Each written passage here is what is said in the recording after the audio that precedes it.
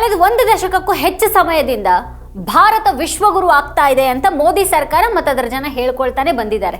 ಆದರೆ ವಿಶ್ವಗುರು ಆಗೋದು ಹಾಗಿರ್ಲಿ, ಜಾಗತಿಕವಾಗಿ ಮೊದಲು ನಮಗೆ ಸಿಗ್ತಾ ಇದ್ದಂಥ ಗೌರವ ಕೂಡ ಈಗ ಸಿಗ್ತಾ ಇಲ್ವಾ ಅನ್ನೋದು ಈಗಿನ ಪ್ರಶ್ನೆ ಆಗಿದೆ. ಕಳೆದ 12 ವರ್ಷಗಳಲ್ಲಿ ಮೋದಿ ಸರ್ಕಾರದ ಅನೇಕ ಸುಳ್ಳುಗಳು ಮತ್ತು ಈ ಮಾಸ್ಟರ್ ಸ್ಟ್ರೋಕ್ಗಳು ಇದೇ ರೀತಿನೇ ಬಹಿರಂಗಗೊಂಡಿವೆ. ಸ್ವತಃ ಬಿಜೆಪಿನೇ ಈಗ ನೋಟ್ ಬ್ಯಾನ್ ಬಗ್ಗೆ ಮಾತಾಡೋದಿಲ್ಲ. 1 ಗಂಟೆ ಮಳೆಯ ನಂತರ ಸ್ಮಾರ್ಟ್ ಸಿಟಿಗಳ ಅಸಲಿಯತ್ತು ಕೂಡ ಬಯಲಾಗತ್ತೆ. ಮೇಕ್ ಇನ್ ಇಂಡಿಯಾಕ್ಕಿಂತ ಭಾರತದ ದ್ವೇಷ ರಾಜಕಾರಣ ಹೆಚ್ಚು ಪ್ರಚಲಿತವಾಗಿದೆ. ಈಗ ನಾ ಖಾವುಂಗಾ ನಾ ಖಾನೆ ದೂಂಗಾ ಅಂತ ಹೇಳಿದವರ ಮೂಗಿನ ಅಡಿಯಲ್ಲೇನೆ ಅದೇ ಜನರು ರಾಮ ಮಂದಿರ ಲೂಟಿ ಹೊಡೆದಿದ್ದಾರೆ. ಮತ್ತೆ ಈಗ ಭಾರತದ ಜೈಲಿನಲ್ಲಿರುವಂಥ ಲಾರೆನ್ಸ್ ಬಿಷ್ಣೋಯ್ ಅಂತಾರಾಷ್ಟ್ರೀಯ ಗ್ಯಾಂಗ್ ವಿರುದ್ಧ ಅಮೆರಿಕ ಕ್ರಮ ಕೈಗೊಳ್ಳೋದಕ್ಕೆ ನಿಂತಿದೆ. 2014 ನಂತರ ಒಂದು ಪವಾಡನೇ ನಡೆದಿದೆ ಅನ್ನುವಂಥ ನಿರೂಪಣೆಯನ್ನ ಇಲ್ಲಿ ಸೃಷ್ಟಿ ಮಾಡಲಾಯಿತು. ಮೋದಿ ಬಂದು ಇಡೀ ಜಗತ್ತಿನ ಕಣ್ಣಲ್ಲಿ ಭಾರತ ಗೋಚರಿಸೋ ಹಾಗೆ ಮಾಡಿಬಿಟ್ರು. ಇಡೀ ಜಗತ್ತೇ ಮೋದಿ ಮತ್ತು ಭಾರತವನ್ನು ಹೊಗಳೋದಿಕ್ಕೆ ಪ್ರಾರಂಭ ಮಾಡ್ತು ಅಂತ ಹೇಳೋದು ಶುರುವಾಯಿತು. ಯಾವುದೇ ಪ್ರಮುಖ ದೇಶ ಅಥವಾ ನಾಯಕರು ಮೋದಿ ಅವರನ್ನು ಸಂಪರ್ಕ ಮಾಡ್ದೇನೆ ಏನನ್ನೂ ಮಾಡೋದಿಲ್ಲ ಅಂತೆಲ್ಲ ಬಿಂಬಿಸಲಾಯಿತು. ಮೋದಿ ಒಂದು ಮಾತು ಹೇಳಿದ್ರೆ ಸಾಕು, ದೇಶಗಳ ನಡುವಿನ ಯುದ್ಧನೇ ನಿಂತು ಬಿಡುತ್ತೆ ಅಂತ ಹೇಳಲಾಯಿತು. ನೀವು ಮೋದಿಯ ದೇಶದಿಂದ ಬಂದಿದ್ದೀರಿ ಅಂತ ಹೇಳ್ತಾರೆ, ಇವತ್ತು ಭಾರತವನ್ನು ಯಾರು ಭಾರತ ಅಂತ ತಿಳಿದಿಲ್ಲ, ಮೋದಿ ಭಾರತ ಅಂತ ಹೇಳ್ತಾರೆ ಅಂತೆಲ್ಲ ಹೇಳ್ಕೊಳ್ಳೋದು ನಡೀತು. ಇಂಥ ನಿರೂಪಣೆಯನ್ನು 10 ವರ್ಷಗಳ ಕಾಲ ಘೋಷಿಸಿಕೊಂಡೇ ಬರಲಾಗಿದೆ. ಇದು ದೃಢೀಕರಿಸೋದಕ್ಕೆ ಅಥವಾ ನಿರಾಕರಿಸೋದಕ್ಕೆ ಸಾಧ್ಯವಾಗದೇ ಇರುವಂಥ ಒಂದು ನಿರೂಪಣೆ. ಯಾಕಂದರೆ ಇದು ಭಾವನೆಗಳನ್ನು ಆಧರಿಸಿದೆಯೇ ಹೊರತು ಸತ್ಯಗಳನ್ನು ಅಲ್ಲ. ಆದರೆ ವಿದೇಶ ಪ್ರವಾಸ ಮಾಡಿ ವೀಸಾಗಳಿಗೆ ಅರ್ಜಿ ಸಲ್ಲಿಸಿದವ್ರಿಗೆ ಮಾತ್ರನೇ ಸತ್ಯ ಏನನ್ನೋದು ಗೊತ್ತಿದೆ. ಉಳಿದವರೆಲ್ಲರೂ ಕೂಡ ಮಡಿಲ ಮೀಡಿಯಾಗಳ ತುತ್ತೂರಿ ಮೂಲಕ ಬಂದಿದ್ದೇ ನಿಜ ಅಂತ ನಂಬಿ ಕುಳಿತವರಾಗಿದ್ದಾರೆ. ಮತ್ತು ಅವ್ರದ್ದು ಈ ವಾಟ್ಸಪ್ ಯೂನಿವರ್ಸಿಟಿಯಿಂದ ಮಾತ್ರನೇ ರೂಪುಗೊಳ್ಳುವಂಥ ಒಂದು ತಿಳುವಳಿಕೆ ಆಗಿದೆ. ಅವರು ಟಿವಿಯಲ್ಲಿ ನೋಡೋದು ದೊಡ್ಡ ನಾಯಕರು ಮೋದಿ ಅವರನ್ನು ತಬ್ಕೊಳ್ಳೋದನ್ನು ಮಾತ್ರನೇ. ಪ್ರತಿ ದೇಶನೂ ಮೋದಿ ಅವರಿಗೆ ತನ್ನ ಅತ್ಯುನ್ನತ ನಾಗರಿಕ ಗೌರವವನ್ನು ನೀಡ್ತಾ ಇರೋದನ್ನು ಅವ್ರು ನೋಡ್ತಾರೆ. ವರ್ಷಗಳ ಕಾಲ ಇದನ್ನೆಲ್ಲ ನೋಡಿದ ನಂತರ ಸಾಮಾನ್ಯ ಜನ ಕೂಡ ನಾವು ವಿಶ್ವಗುರು ಆಗಿದ್ದೀವಿ, ನಾವು ಗ್ಲೋಬಲ್ ಸೌತ್ ನಾಯಕರಾಗಿದ್ದೀವಿ, ಮತ್ತು ಮೋದಿ ಭಾರತದ ಘನತೆಯನ್ನು ಮರಳಿ ತಂದಿದ್ದಾರೆ ಅಂತಲೇ ಭಾವಿಸ್ತಾರೆ. ಅದು ನಿಜಾನೇ ಆಗಿದ್ದಿದ್ರೆ ನಿಜಕ್ಕೂ ಸಂತೋಷದ ವಿಷಯ ಆಗಿತ್ತು. ಆದರೆ ಕಳೆದ ಕೆಲವು ವಾರಗಳಲ್ಲಿ ಭಾರತ ವಿಶ್ವಗುರು ಅನ್ನೋದಾಗಲಿ, ಇನ್ನಿಲ್ಲದಂಥ ಜಾಗತಿಕ ಮನ್ನಣೆ ಇದೆ ಅನ್ನೋದಾಗಲಿ ಸಂಪೂರ್ಣವಾಗಿ ಸುಳ್ಳು ಅನ್ನಿಸುವಂಥ ಕೆಲ ವಿಷಯಗಳು ನಡೆದಿವೆ. ಈ ವಾರ ಜಾಗತಿಕ ಪಾಸ್ಪೋರ್ಟ್ ಸೂಚ್ಯಂಕ 2026ರಲ್ಲಿ ಭಾರತದ ಶ್ರೇಯಾಂಕ ಸುಮಾರು 200 ದೇಶಗಳಲ್ಲಿ 125ನೇ ಸ್ಥಾನಕ್ಕೆ ಕುಸಿದಿದೆ. ಪರಿಸ್ಥಿತಿ ಇಷ್ಟು ಕೆಟ್ಟದಾಗಿದೆ ಅಂತ ಅಂದರೆ ನಾವು ಆಫ್ರಿಕನ್ ರಾಷ್ಟ್ರವಾದಂಥ ನಮೀಬಿಯಾಕ್ಕಿಂತನೂ 1 ಸ್ಥಾನ ಹಿಂದೆ ಬಿದ್ದಿದ್ದೀವಿ. 1990ರಲ್ಲಿ ಸ್ವತಂತ್ರ ಪಡೆದಂಥ ಈ ದೇಶ ಭಾರತದ GDPಯ ಸರಿಸುಮಾರು 2%ರಷ್ಟಿದೆ. ಮತ್ತು ಇದು ಕೇವಲ 26 ಲಕ್ಷ ಜನ ಇರುವಂಥ ಒಂದು ದೇಶ. ಈ ದೇಶದ ಪಾಸ್ಪೋರ್ಟ್ ಭಾರತಕ್ಕಿಂತನೂ ಹೆಚ್ಚು ಶಕ್ತಿಶಾಲಿಯಾಗಿದೆ ಅಂತ ಅಂದರೆ ಭಾರತದ ಕಥೆ ಏನು? US ಅಥವಾ ಯುರೋಪ್ಗೆ ಶಾಂಘೈ ವೀಸಾಕ್ಕಾಗಿ ಅರ್ಜಿ ಸಲ್ಲಿಸಿದವರಿಗೆ ವಿದೇಶಗಳಲ್ಲಿ ಭಾರತೀಯ ಪಾಸ್ಪೋರ್ಟ್ಗೆ ಇರುವಂಥ ಗೌರವ ಏನು ಅಂತ ಗೊತ್ತಾಗತ್ತೆ. ಪ್ರಪಂಚದಾದ್ಯಂತದ ದಾಖಲೆಗಳನ್ನು ಮತ್ತು ರಿಟರ್ನ್ಗಳ ಪುರಾವೆಗಳನ್ನು ತೋರಿಸಿದ್ರೆ ಮಾತ್ರನೇ ವೀಸಾ ಅಪಾಯಿಂಟ್ಮೆಂಟ್ ಸಿಗಬಹುದಾದಂಥ ಒಂದು ಸ್ಥಿತಿ ಇದೆ ಇವತ್ತು. ಅದರ ನಂತರ ಕೂಡ ವೀಸಾ ಸಿಗುತ್ತೆ ಅನ್ನೋದಕ್ಕೆ ಯಾವುದೇ ಗ್ಯಾರಂಟಿ ಇಲ್ಲ. ಪ್ರವಾಸಿ ವೀಸಾ, ವಿದ್ಯಾರ್ಥಿ ವೀಸಾ ಅಥವಾ ಕೆಲಸದ ವೀಸಾ ಇದು ಯಾವುದೇ ಆದರೂ ಕೂಡ ಭಾರತೀಯ ಅರ್ಜಿಗಳ ನಿರಾಕರಣೆ ದರ ವಿಶ್ವದಲ್ಲೇನೆ ಅತ್ಯಧಿಕ ಮಟ್ಟ ತಲುಪಿದೆ. ಯುರೋಪ್ ಮತ್ತು US ವಿಷಯ ಆಗಿರಲಿ, ಥೈಲ್ಯಾಂಡ್ ಅಂತ ಪ್ರವಾಸಿ ಸ್ನೇಹಿ ರಾಷ್ಟ್ರಗಳು ಕೂಡ ಭಾರತವನ್ನು ವೀಸಾ ಮುಕ್ತ ಪಟ್ಟಿಯಿಂದ ತೆಗೆದುಹಾಕಿವೆ. ಭಾರತದ ಪಾಸ್ಪೋರ್ಟ್ ಶ್ರೇಯಾಂಕ ಹೇಗೆ ಕುಸಿತಾ ಇದೆ, ಒಂದು ದೇಶದ ಇಮೇಜ್ ಹೇಗೆ ಕುಸಿತಾ ಇದೆ, ಇಡೀ ಜಗತ್ತು ಮೋದಿಜಿಯವರಿಗೆ ಪ್ರಶಸ್ತಿಗಳನ್ನು ನೀಡುವಲ್ಲಿ ನಿರತವಾಗಿರುವಾಗ ನಮ್ಮ ಪಾಸ್ಪೋರ್ಟ್ ಶ್ರೇಯಾಂಕ ಯಾಕೆ ಈ ರೀತಿ ಬಿದ್ದು ಹೋಗ್ತಾ ಇದೆ? ಆಸ್ಟ್ರೇಲಿಯಾದಲ್ಲಿ ಅವರನ್ನು ತುಂಬಿದ ಕ್ರೀಡಾಂಗಣಗಳು ಸ್ವಾಗತಿಸಿದ್ವು. ಆದರೆ ಅದೇ ದೇಶದಲ್ಲಿ ಭಾರತೀಯರನ್ನು ಹೊರ ಹಾಕೋದಕ್ಕೆ ಕರೆ ನೀಡುವಂಥ ಘೋಷಣೆಗಳಿವೆ.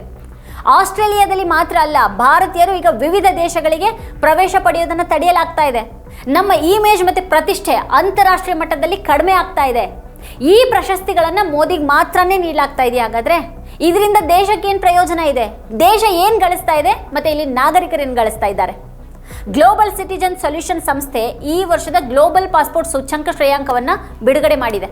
ಭಾರತ 125ನೇ ಸ್ಥಾನಕ್ಕೆ ಇಳಿದಿದೆ. ಇಲ್ಲಿ ವೀಸಾ ಶಕ್ತಿ, ಹೂಡಿಕೆ ಸಾಮರ್ಥ್ಯ ಮತ್ತು ಜೀವನದ ಗುಣಮಟ್ಟ ಎಲ್ಲವನ್ನ ಲೆಕ್ಕಕ್ಕೆ ತೆಗೆದುಕೊಳ್ಳಲಾಗುತ್ತೆ. ಭಾರತಕ್ಕಿಂತ ಮೇಲಿರುವಂಥ ದೇಶಗಳನ್ನು ನೋಡಿದ್ರೆ ಅಚ್ಚರಿಯಾಗುತ್ತೆ. ಫಿಲಿಪೈನ್ಸ್, ಮೊರಾಕೋ, ಉಜ್ಬೇಕಿಸ್ತಾನ್, ಆಫ್ರಿಕಾದ ನಮೀಬಿಯಾ ಇವೆಲ್ಲವೂ ಭಾರತಕ್ಕಿಂತನೂ ಮೇಲಿವೆ. ಅಂದರೆ ಈ ದೇಶಗಳು ಪ್ರಪಂಚದ ದೃಷ್ಟಿಯಲ್ಲಿ ಭಾರತಕ್ಕಿಂತನೂ ಉತ್ತಮ ಇಮೇಜನ್ನು ಹೊಂದಿವೆ. ಈ ಹಿಂದೆ ಹೆನ್ಲಿ ಪಾಸ್ಪೋರ್ಟ್ ಸೂಚ್ಯಂಕದಲ್ಲಿ ಭಾರತದ ಶ್ರೇಯಾಂಕ 80ನೇ ಸ್ಥಾನಕ್ಕೆ ಇಳಿದಿತ್ತು. ಮೋದಿಯವರ ಹಲವಾರು ದೇಶಗಳ ಭೇಟಿ, ಅವರ ಅಪ್ಪುಗೆಗಳು ಮತ್ತೆ ಅವರ ಭಾಷಣಗಳ ಹೊರತಾಗಿನೂ ಇಂಥ ಅವಸ್ಥೆಯನ್ನು ನಾವು ನೋಡ್ತಾ ಇದ್ದೀವಿ. ಇವತ್ತು ಭಾರತೀಯರಿಗೆ ಕೇವಲ 26 ವೀಸಾ ಮುಕ್ತ ದೇಶಗಳಿವೆ. ಮತ್ತೆ ಆ 26ರಲ್ಲಿ ನೆರೆಯ ದೇಶಗಳಾದ ಭೂತಾನ್ ಮತ್ತೆ ನೇಪಾಳ ಅಥವಾ ಜಮೈಕಾ ಮತ್ತೆ ಟ್ಯುನೀಷಿಯಾದಂಥ ಸಣ್ಣ ರಾಷ್ಟ್ರಗಳಿವೆ. ಭಾರತ ಶೀಘ್ರದಲ್ಲೇನೆ ವಿಶ್ವದ 3ನೇ ಅತಿ ದೊಡ್ಡ ಆರ್ಥಿಕತೆ ಆಗಲಿದೆ ಅಂತ ಹೇಳ್ಕೊಳ್ಳಲಾಗ್ತಾ ಇದೆ. ಇದು ವಿಶ್ವದ ಅತಿ ದೊಡ್ಡ ಪ್ರಜಾಪ್ರಭುತ್ವ. ನಾವು G20 ಅಂತ ಗುಂಪುಗಳಲ್ಲಿ ಹಲವು ಬಾರಿ ನಾಯಕತ್ವದ ಸ್ಥಾನ ಹೊಂದಿದ್ದೀವಿ. ಆದರೂ ಕೂಡ ಹಲವು ದೇಶಗಳು ನಮ್ಮನ್ನ ಈ ರೀತಿ ಅನುಮಾನದಿಂದ ನೋಡ್ತಾ ಇವೆ. ಆಸ್ಟ್ರೇಲಿಯಾದಲ್ಲಿ ಬಲಪಂಥೀಯ ಪ್ರತಿಭಟನಾಕಾರರು ಭಾರತೀಯರ ವಿರುದ್ಧ ಘೋಷಣೆಗಳನ್ನು ಕೂಗ್ತಾರೆ. ದುಃಖಕರ ಏನು ಅಂತ ಅಂದರೆ ಇದೇ ಕಥೆ UK, ಐಲ್ಯಾಂಡ್ ಮತ್ತು US ಟೆಕ್ಸಾಸ್ ಮತ್ತಿತರ ಹಲವು ಸ್ಥಳಗಳಲ್ಲಿ ನಡೀತಾ ಇದೆ. ಈ ಕತೆ ಈಗ ಅನೇಕ ದೇಶಗಳಲ್ಲಿ ಪುನರಾವರ್ತನೆ ಆಗ್ತಾ ಇದೆ. ಪ್ರತಿ ತಿಂಗಳು ಸಾವಿರಾರು ಭಾರತೀಯ ಪ್ರವಾಸಿಗರನ್ನು ಸ್ವೀಕರಿಸ್ತಾ ಇದ್ದಂಥ ಥೈಲ್ಯಾಂಡ್ ಅಂತಹ ದೇಶ ಈಗ ಭಾರತೀಯರಿಗೆ ವೀಸಾ ಮುಕ್ತ ಪ್ರವೇಶವನ್ನು ನಿಷೇಧ ಮಾಡಿದೆ.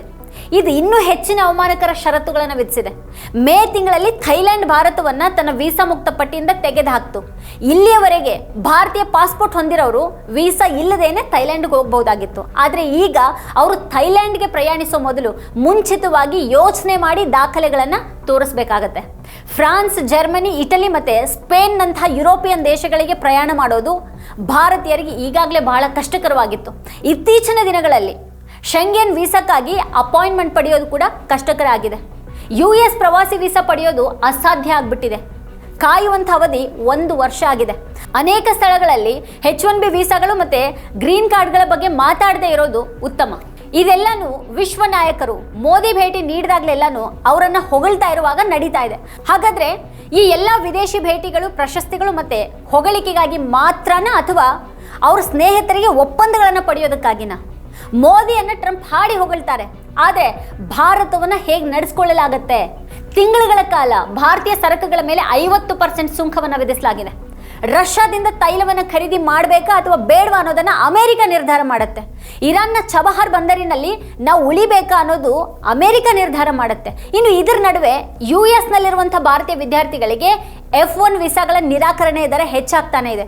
2025ರಲ್ಲಿ ನಿರಾಕರಣೆ ದರ 61% ತಲುಪಿದೆ. ಅಂದರೆ ಇದರ ಅರ್ಥ ಇವತ್ತು ಪ್ರತಿ 10 ವಿದ್ಯಾರ್ಥಿ ವೀಸಾ ಅರ್ಜಿಗಳಲ್ಲಿ 6 ಅರ್ಜಿಗಳು ತಿರಸ್ಕರಿಸಲ್ಪಡ್ತವೆ. ಈ ಸಂಖ್ಯೆ ಕಳೆದ 10 ವರ್ಷಗಳಲ್ಲಿ ಅತಿ ಹೆಚ್ಚು.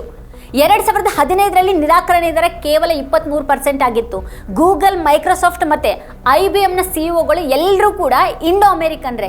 ಆದರೂ ಕೂಡ ಅದೇ US ಭಾರತೀಯ ವಿದ್ಯಾರ್ಥಿಗಳು ಅಲ್ಲಿಗೆ ಬರೋದಕ್ಕೆ ಬಯಸೋದಿಲ್ಲ. ಯುರೋಪಿಯನ್ ವಿದ್ಯಾರ್ಥಿಗಳಿಗೆ F1 ನಿರಾಕರಣೆ ದರ ಕೇವಲ 9%, ಭಾರತೀಯರಿಗೆ ಇದು 61%. ಕೆನಡಾದಲ್ಲಿ ಪರಿಸ್ಥಿತಿ ಇನ್ನೂ ಕೆಡದಾಗಿದೆ. 2025ರಲ್ಲಿ ಭಾರತೀಯ ವಿದ್ಯಾರ್ಥಿಗಳಿಗೆ ಕೆನಡಾದ ವಿದ್ಯಾರ್ಥಿ ವೀಸಾ ನಿರಾಕರಣೆ ದರ 74% ತಲುಪಿದೆ. ಅಂದರೆ ಕೆನಡಾದಲ್ಲಿಯೂ ಕೂಡ ಪ್ರತಿ 10 ವಿದ್ಯಾರ್ಥಿಗಳ ಅರ್ಜಿಗಳಲ್ಲಿ 7 ಅಥವಾ 8 ತಿರಸ್ಕರಿಸಲ್ಪಡ್ತವೆ. ಇಲ್ಲಿ ನಿರಾಕರಣೆ ದರ ವಿಶ್ವದಲ್ಲೇನೆ ಅತಿ ಹೆಚ್ಚಾಗಿದೆ. ಭಾರತೀಯ ವೀಸಾ ಅರ್ಜಿಗಳ ಪ್ರಕ್ರಿಯೆ ಸಮಯ 99 ದಿನಗಳನ್ನು ತಲುಪಿದೆ. ಪಾಕಿಸ್ತಾನಿ ವಿದ್ಯಾರ್ಥಿಗಳಿಗೆ ಕೇವಲ 59 ದಿನಗಳು. ಆಸ್ಟ್ರೇಲಿಯಾದಲ್ಲೂ ಕೂಡ ಭಾರತೀಯ ವಿದ್ಯಾರ್ಥಿ ವೀಸಾಗಳು ಬಹುತೇಕ ಅರ್ಧದಷ್ಟು ಕಡಿಮೆ ಆಗಿವೆ. ಅಲ್ಲಿ 48% ಕುಸಿತ ಕಂಡು ಬರ್ತಾ ಇದೆ. ಪ್ರತಿಯೊಂದು ಕ್ಷೇತ್ರದಲ್ಲೂ ನಾವು ಜಾರ್ತಾ ಇದ್ದೀವಿ ಅನ್ನೋದು ಕಾಣಿಸ್ತಾ ಇದೆ. ವೀಸಾ ಸಂಕಷ್ಟ ಲಕ್ಷಾಂತರ ಮಕ್ಕಳ ಮೇಲೆ ಪರಿಣಾಮ ಬೀರ್ತಾ ಇದೆ. ವಿಪರ್ಯಾಸ ಏನು ಅಂತಂದರೆ ಇದೆಲ್ಲಾನು ಮೋದಿ ವಿಶ್ವದ ವಿವಿಧ ದೇಶಗಳ ಪ್ರಶಸ್ತಿ ಮತ್ತು ಗೌರವವನ್ನು ಪಡೀತಾ ಇರುವಾಗ ನಡೀತಾ ಇದೆ. ಕಳೆದ ಕೆಲವು ವರ್ಷಗಳಲ್ಲಿ ಮೋದಿ 33ಕ್ಕೂ ಹೆಚ್ಚು ಅಂತಾರಾಷ್ಟ್ರೀಯ ಪ್ರಶಸ್ತಿಗಳನ್ನು ಪಡೆದಿದ್ದಾರೆ. ಅವುಗಳ ಬಗ್ಗೆ ಸತ್ಯವನ್ನು ತಿಳಿದುಕೊಳ್ಳೋದು ಕೂಡ ಬಹಳ ಮುಖ್ಯ ಆಗುತ್ತೆ. ಈ ಪ್ರಶಸ್ತಿಗಳಲ್ಲಿ ಕೆಲವು ವಾಸ್ತವವಾಗಿ ಅಸ್ತಿತ್ವದಲ್ಲೇ ಇಲ್ಲ. ಕೆಲವು ಪ್ರಶಸ್ತಿಗಳನ್ನು ಮೋದಿ ಅವರಿಗಾಗಿ ಮಾತ್ರನೇ ರಚನೆ ಮಾಡಲಾಗಿದೆ. ದಿ ಗಾರ್ಡಿಯನ್ ಅಂತ ಪ್ರತಿಷ್ಠಿತ ಅಂತಾರಾಷ್ಟ್ರೀಯ ಪತ್ರಿಕೆಗಳು ಕೂಡ ಇದ್ರ ಬಗ್ಗೆ ಚರ್ಚೆ ಮಾಡೋದಕ್ಕೆ ಪ್ರಾರಂಭ ಮಾಡಿವೆ. ಮೋದಿ ಅವರ ಜೀವನ ಚರಿತ್ರೆಕಾರ ನಿರಂಜನ್ ಮುಖ್ಯೋಪಾಧ್ಯಾಯ ಅವರೇ ಈ ಪ್ರಶಸ್ತಿಗಳು ಪ್ರಧಾನಿಯವರ ವ್ಯಕ್ತಿತ್ವ ಚಾಲಿತ ರಾಜಕೀಯದ ಲಕ್ಷಣವಾಗಿದೆ ಅಂತ ಬರೀತಾರೆ. ವಿಶ್ವಗುರುವಿನ ಬಗ್ಗೆ ಸತ್ಯ ಈಗ ಸಾರ್ವಜನಿಕರಿಗೆ ಗೋಚರಿಸ್ತಾ ಇದೆ. ಭ್ರಷ್ಟಾಚಾರ ಹೆಚ್ಚಾಗ್ತಾ ಇದೆ, ಡಾಲರ್ ಮೌಲ್ಯ ಹೆಚ್ಚಾಗ್ತಾ ಇದೆ, ಭಾರತದ ಪಾಸ್ಪೋರ್ಟ್ ಶ್ರೇಯಾಂಕ ಕುಸಿತಾ ಇದೆ, ಮತ್ತೆ ನಾವು ವಿಶ್ವಗುರುವಾಗಿದ್ದೀವಿ ಅಂತ ಹೇಳ್ಕೊಳ್ಳಲಾಗ್ತಾ ಇದೆ. ವೀಕ್ಷಕರೇ, ಈ ಕುರಿತು ನಿಮ್ಗೇನು ಅನ್ಸುತ್ತೆ, ಏನು ಅಭಿಪ್ರಾಯ ಇದೆ ಅದನ್ನು ವಿಡಿಯೋ ಕೆಳಗಡೆ ಕಮೆಂಟ್ ಮಾಡಿ ನಮಗೆ ತಿಳಿಸಿ. ಇದೇ ಹೊತ್ತಿನ ಸ್ಪೆಷಲ್ ನೋಡ್ತಾ ಇರಿ ವಾರ್ತಾ ಭಾರತಿ. ನೀವಿನ್ನೂ ವಾರ್ತಾ ಭಾರತಿ ಯೂಟ್ಯೂಬ್ ಚಾನಲನ್ನು ಸಬ್ಸ್ಕ್ರೈಬ್ ಮಾಡಿಲ್ಲ ಅಂತಂದರೆ ಈ ಕೂಡಲೇ ಸಬ್ಸ್ಕ್ರೈಬ್ ಮಾಡಿ, ಹಾಗೆ ಪಕ್ಕದಲ್ಲಿರುವಂಥ ಬೆಲ್ ಐಕಾನ್ ಪ್ರೆಸ್ ಮಾಡಿ ನಮ್ಮನ್ನು ಪ್ರೋತ್ಸಾಹಿಸಿ. ನಮ್ಮ ಕಾರ್ಯಕ್ರಮಗಳನ್ನು ನೀವು ನೋಡ್ತಾ ಇದ್ರೆ ನಮ್ಮ ಚಾನಲನ್ನು ಸಬ್ಸ್ಕ್ರೈಬ್ ಮಾಡಿ, ಪಕ್ಕದ ಬೆಲ್ ಐಕಾನ್ ಒತ್ತಿ ನಮ್ಮನ್ನು ಬೆಂಬಲಿಸಿ. ಹಾಗೆ ನಮ್ಮ ಕಾರ್ಯಕ್ರಮಗಳನ್ನ ಲೈಕ್ ಮಾಡಿ, ಕಮೆಂಟ್ ಮಾಡಿ, ಅದನ್ನ ಬೇರೆಯವರಿಗೂ ವಾಟ್ಸಾಪ್ ಮೂಲಕ ಶೇರ್ ಮಾಡಿ. ನೀವು ಹೀಗೆ ಮಾಡಿದಾಗ ನಮ್ಮ ಚಾನೆಲ್ ಇನ್ನಷ್ಟು ಮತ್ತಷ್ಟು ಜನರಿಗೆ ತಲುಪಲು ನೀವು ನಮ್ಮೊಂದಿಗೆ ಸಹಕರಿಸಿದ ಹಾಗಾಗುತ್ತೆ. ಇದು ನೀವು ಯಾವುದೇ ಖರ್ಚಿಲ್ಲದೆ ಕೆಲವೇ ಸೆಕೆಂಡುಗಳಲ್ಲಿ ನೀಡಬಹುದಾದ ಸಹಕಾರ. ಧನ್ಯವಾದಗಳು.